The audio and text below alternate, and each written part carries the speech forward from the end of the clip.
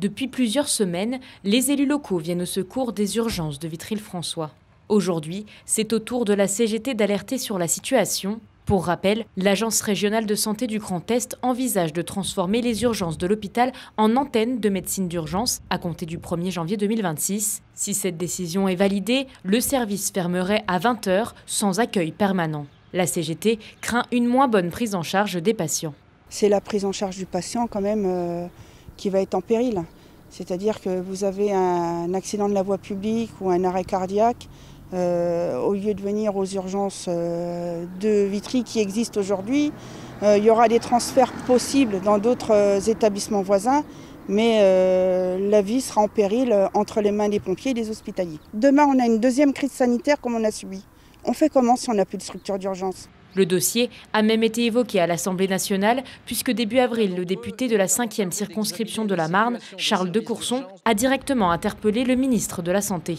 La décision sera prise par les ministres. Et le ministre m'a promis en privé qu'aucune décision sera prise avant qu'il me recontacte. Voilà.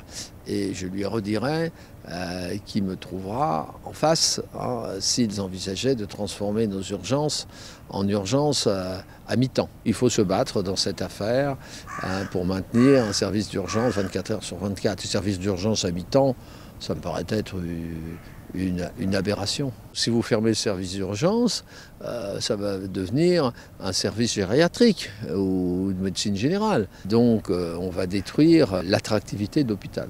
Il y a 2 semaines, l'Agence régionale de santé nous avait également confirmé qu'aucune décision n'avait été prise. De son côté, le directeur du centre hospitalier se veut plus mesuré et moins alarmiste. À titre personnel et en tant que directeur d'établissement, je tiens à rappeler la mesure nécessaire. Je pense nécessaire d'être vigilant, d'anticiper, éventuellement de montrer que nous ne sommes pas d'accord avec une éventuelle transformation de l'offre. Néanmoins, comme je l'ai dit, aucune décision n'est prise à date. Autrement dit, on ne s'alarme pas, mais on est vigilant. Il faut que la population soit derrière nous et qu'à la fois elle soit rassurée.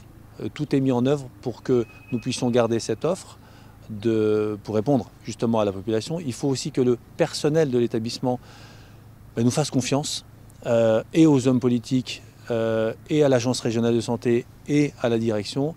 Notre ambition, encore une fois, c'est de garder notre outil de travail et de pouvoir répondre ainsi aux besoins de la population. L'établissement souhaite d'ailleurs déposer une demande de renouvellement du service des urgences en octobre prochain. En attendant, la population continue de se mobiliser et la pétition lancée par la ville a d'ores et déjà recueilli plus de 20 000 signatures.